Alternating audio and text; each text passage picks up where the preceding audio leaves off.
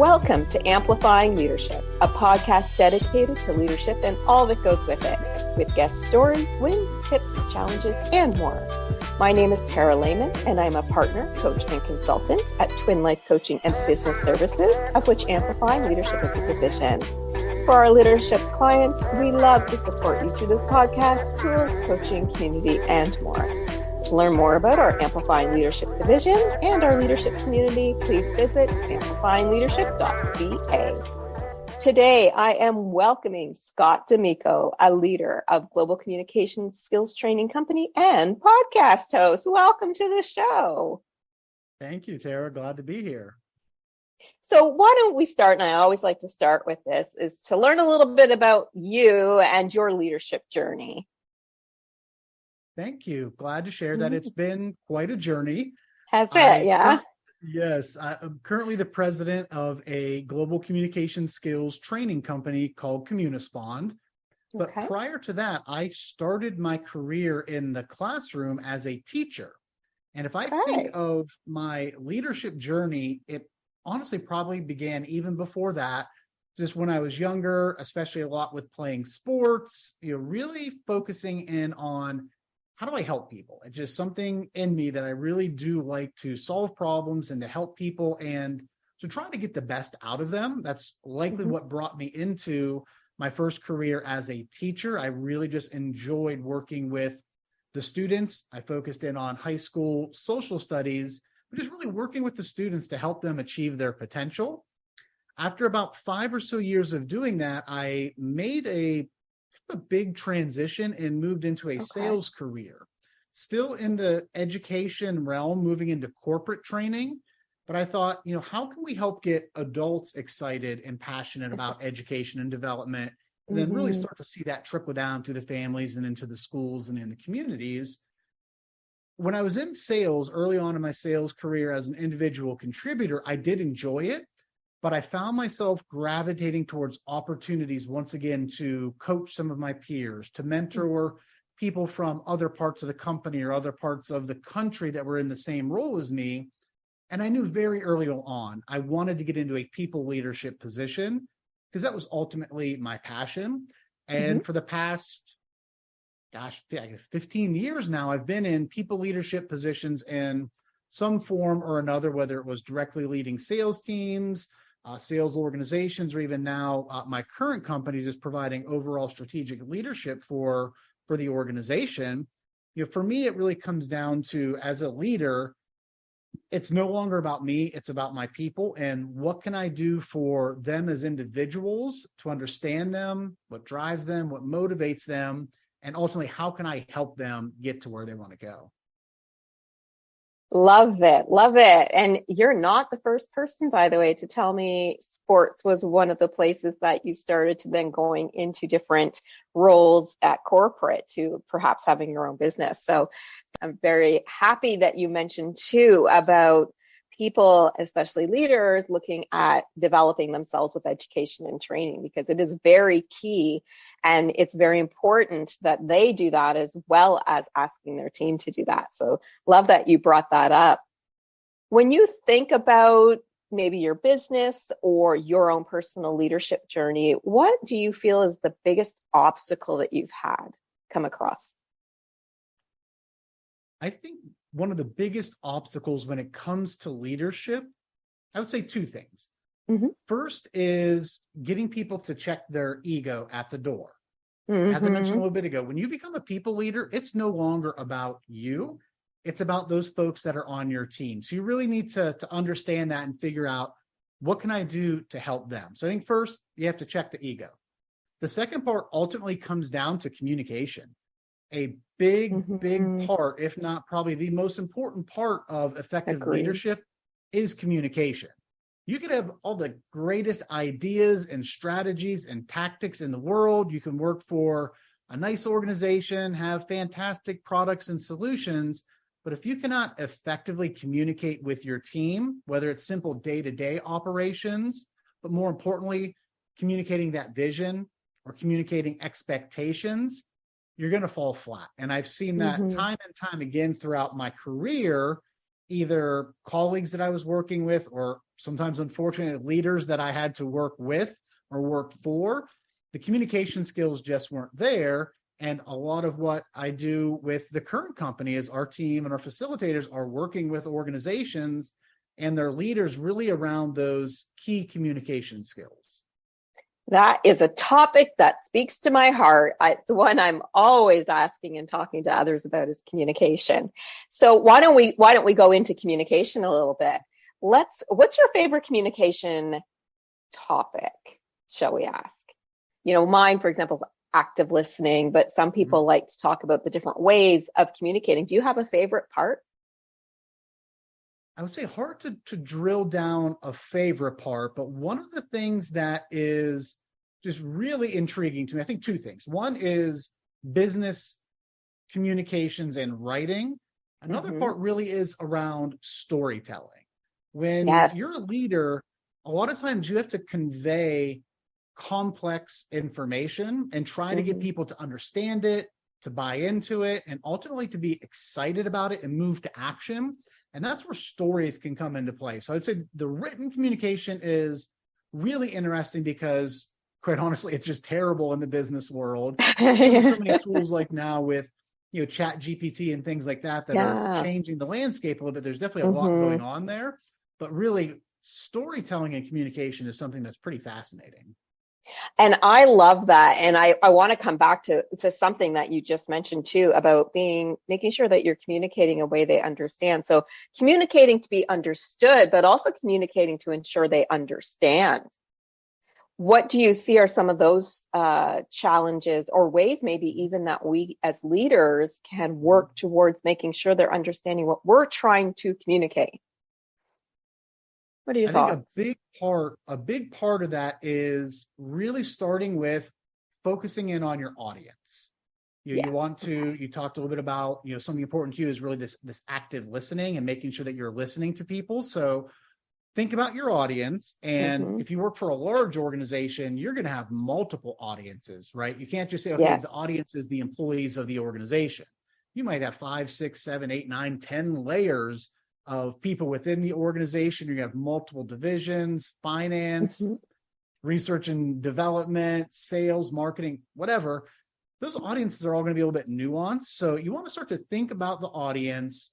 How will they receive the message? What are some potential objections they may have to it? How's it going to impact them? So think through those things as you are ultimately crafting your message. That's definitely one component to it, where if you want the message to be understood, think about the audience. Then the second part is really to get people to buy into it. I think that's where stories can come into play. It can help to bring a message to life a little bit and make it a lot more relatable. I love the idea of storytelling. I think you're right. Like, it's about being relatable to your audience, and knowing your audience can be, difficult if you're, a trainer and you're just going into a company that you don't really know, and you have to try to learn that as you go. But knowing your audience is very important. And I love that you brought up different divisions, different departments, layers. I mean, a lot of companies are global and they're dealing with even language barriers, things like that. Do you find that in the education and training sector that you have some of these key obstacles that, your trainers need to overcome? Absolutely. When we go into one of our client sites, whether it's in person or virtually, we ask a lot of questions before we even get there. Awesome. Ultimately, we want to know, why are they doing this training? Why now? What are they hoping to see happen? What behaviors are going to change because of this training? So we're going to get that baseline of the why. Then we'll start to understand the who. Right? Who are the folks? Are they just in the United States? Are they people from all over the world that are going to be in this? Because, as you mentioned, part of that is you need to take in certain considerations because of cultural differences and communications across cultures, whether it just simply be language barriers where maybe English isn't the first language for some of the participants, but also understanding that certain gestures mean different things in different languages. So instructors need to be aware of that. So really, it just goes back to understand the audience, figure out why we're doing this, who's going to be involved, and then ultimately the what is, we land on what this training is going to be about because of the specific needs they have. And I love that you bring up why or purpose behind, like why are they doing the training? Because that is a key component to communication as well. Because if they don't know the why and you don't know the why, then it becomes a very dry type of training that no one's engaged in. So I really, really like that you brought up that whole purpose and the why. The why is so important and something that I always tell people they need to talk about. So in your industry specifically, with education and training, do you feel that there's any main obstacles that leaders in general face? Within the education and training space, if I have to think about leaders, say, within the space, I don't know that it varies dramatically versus any other industry. We're going through a lot of change, over the past several years, just like most organizations have experienced a lot of change. So I would say in general, one of the things, and from our experience as an organization over the past several years, is adaptability. As a leader, being flexible and being able to adapt with the times. For us, it was going from a lot of in-person training to almost, really exclusively virtual training. And now the pendulum is swinging back. So for us, being flexible with knowing that our audience is changing, how they learn is changing. And so from a leadership perspective within that organization, really stepping back and sometimes not making knee-jerk reactions. And I will say in the training space, a common thing that happens is, okay, we have this in-person training that's great. Well, we're just going to do it on Zoom and it'll be just as great. Not so much. That way. Yeah. People learn a lot differently when they're in person with somebody versus when they're in front of their computer. You have to deal with a lot more distractions, deal with fatigue and emails popping up, people coming to the door. So a little bit different. So it's being flexible and then starting to take a thoughtful approach with how you do things. And I find that's interesting because we all did have to go from in person, at least up here in Canada, to remote for a little while. And you're right, things are starting to either go hybrid or kind of back the other way where they used to be. What we found with remote was that it was harder to get everybody's attention when they're online, because you're right, like they've got things dinging at them. They've got double screens and they could just start looking at the other one. Based on your experiences and maybe some knowledge of some of your trainers, how when they do remote training, can they keep that attention span with those trainees that they have? A few things come to mind. First is setting people up for success before the class even starts. So one, not only just all those questions that we ask so that the trainer knows a lot about the audience going in. We find out things like, is this a mandatory class? Is this something people volunteered for? Is it a closed group? So we start to understand those nuances, but then also with the pre-work, we make sure they come to class with the things that they need to be successful for the class, doing technology tests, all those different types of things so that the training gets off on the right foot. Because if you start a training, especially a virtual training, and you're fumbling around with webcams and microphones for the first 30 minutes, people are going to check out. So that's one thing. Then the other thing is we just had to really look at the structure of our classes, knowing that the attention span in a virtual world is going to be a little bit different than in person. So ensuring there's more activities, being very, very thoughtful with how we incorporate breaks throughout the day so people have time to just recharge, refuel, and if need be, get caught up or deal with some of those distractions that were coming up. And then the other part is just the pacing and the structure, right? A lot more interaction is happening in those virtual environments with the chats and the polls, things like that. Yeah, I agree with the interaction piece. I think, when we do our training, it's a lot more engaging on the remote side. When people are kind of in a big room, they can hide in the back, if they don't want to be seen or heard. But when it's about engagement, maybe doing breakout rooms if you're on Zoom, or just asking all those questions or having them do those exercises as you're talking about, I think is an awesome way as well to help with those remote training. especially in large corporate global companies where a lot of it is remote meetings or remote training. So all great tips. Thank you so much for sharing those. Absolutely. When you think about leading effectively with your teams, and even maybe in your past or from people that you've helped out, what do you think some of the key ways that leaders need to do now in our ever-changing world? I mean, you talked about AI and all these other types of things. How can we lead more effectively in these changing worlds? I think the best way to lead effectively, especially in a changing world, is understanding that everyone's going to have a different approach and different motivators, right? So if I think of from a pure leadership perspective, and the people on my team, is knowing each one of them are really motivated and driven by different things, and they're at different phases of their careers. Yeah. For some people, it's ultimately they want to grow and get into a people leadership type of organization.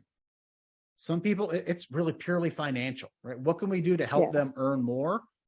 Others, it's stability, work-life balance. So I think as you work with that, just realizing that everyone on your team is going to have slightly different motivators. They're going to have multiples, right? For most people, money is important, right? They like to eat, they like to have a roof over their head. But that might not be the primary thing now. At one point in my career, money was absolutely the driver. At this point now, with where I am, that's not the most important thing. It might be top 3, but it's not the most important thing. So it's understanding just really about your people, because as you mentioned, with changing times, before, if you think about the careers, like, okay, I'm going to get here, I'm going to work here for 30 years, I'm going to climb the corporate ladder, so to speak. That's a lot different today, especially if you're in a large organization. One of the guests on a recent podcast that I had referred to it as not the career ladder, but the career jungle gym, where they're just kind of jumping and swinging from rung to rung all over the place. So I've heard of the ladder. I had heard of the career lattice. I had never heard of the career jungle gym. Me either. I love it. The way people approach and think about their careers is a lot different than it was, even 5-10 years ago. So I think being aware of that is really important. Yes, and don't we feel for those human resource people out there trying to do the hiring when that person's not likely to stay for 30 years when you would love that, I was in my company for 23 years. Before that, obviously there was other companies, but it's one of those things it's certainly fading away. It's about, what do I want to do and how can I be happy? And, not that I was, don't get me wrong on that. But the newest generation, like you said, and I like the jungle gym. Because sometimes they're higher level and then they go down a little bit because they want to learn something new, and then they go back up with it, like the jungle gyms. So I love that. Whoever gave that to you, that is wonderful. Yes. So if you had to leave our audience today with that one big key takeaway, what would it be? What would you come up with? If you really are wanting to move into a leadership position, or you are currently in a leadership position and just want to continue to grow in that path, focus on your communication skills. Whether it is how to succinctly write a message, how to incorporate stories into when you're delivering a key presentation or a key message to your staff, how to be more direct, succinct, and honestly, just how to communicate clearly. Those are going to be important things that will help you grow, because if you can focus on that audience, understand what's important to them, then you think about, okay, here's my mission, here's the vision for the organization or for my team or my department. If you're able to clearly communicate that out so that people not only understand it, but they get excited about it and buy into it, that will accelerate your success in your career. 100% agree. And it will help the business too. Yes. Awesome. So great conversation today. Let me ask you this. If people wanted to get a hold of you, learn more about you or your company, is there a way they can find you online? The best way would probably be LinkedIn. So you can find Scott D'Amico on LinkedIn. From there, you can link to the company pages, things like that. I post a lot of content out there. really around communication skills and tips and strategies for how to develop, whether it's from the podcast or some of the blogs we put out on a regular basis. There's a wealth of resources out there. That is awesome. And so everybody knows Scott's first name is Scott, last name D''Amico. Thank you so much for an awesome communicative conversation today. It was great to have you on the show. Tara, thank you so much for having me. Really enjoyed it. And of course, thank you to our listeners. We hope you enjoyed the show today with Scott. If you are new to leadership or even to seasoned leader who knows that support and developing your skills are the way to moving forward, or you want to join a leadership community, please visit amplifyingleadership.ca, a Twin Life coaching and business services division. Until next time, please be safe and be an amazing leader or leader to be.